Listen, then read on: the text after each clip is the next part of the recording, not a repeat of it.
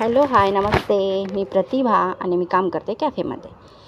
तर रोजच्या सारखंच कॅफेला आले आणि आज फक्त ऑर्डरची व्हिडिओ टाकते आहे, कारण व्हिडिओ खूप मोठा होणार होता. म्हणून फक्त जे पिझ्झा बनवते आहे आणि जे गार्लिक ब्रेड आहे तेवढंच टाकते आहे. फक्त जे मी बनवते पिझ्झा तो आहे गोल्डन कॉर्न पिझ्झा, आणि जो पलीकडचा जो असेंबल केला आहे तो आहे व्हेजिटेबल पिझ्झा.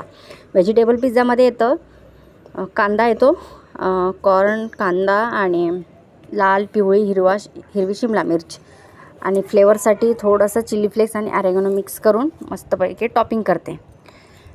ते टॉपिंग केल्यानंतर त्याला हे ग्रिलिंगला टाकायचा पिझ्झा. कस्टमर येणार होतं घेऊन जायला, त्यामुळं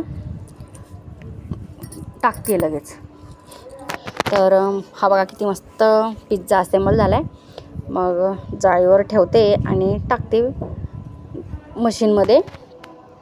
त्यानंतर लगेच गार्लिक ब्रेड पण घेते बनवायला, कारण 3-4 होते ऑर्डर, ते एकत्रच होती.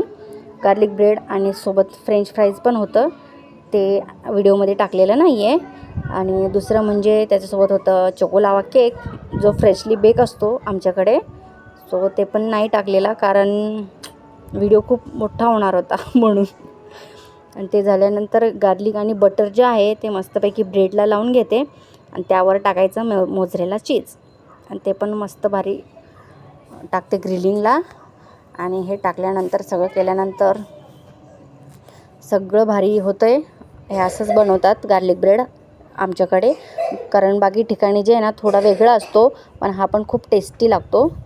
आणि हे झाल्यानंतर आमचे मॅडम जे आहेत त्यांनी पिझ्झा घेतले, काढून कट करून घेतले आणि पॅक करायला पण सुरुवात केली होती त्यांनी, म्हणून मी छोटासा व्हिडिओ घेतले त्यांच्यासोबत काढून.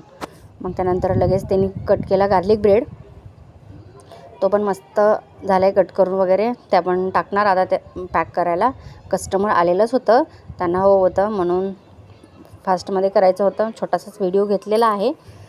एवढाच आहे व्हिडिओ. आवडल्यास नक्की लाईक करा आणि फॉलो करायला विसरू नका. भेटूया पुढच्या ब्लॉगमध्ये. तोपर्यंत बाय.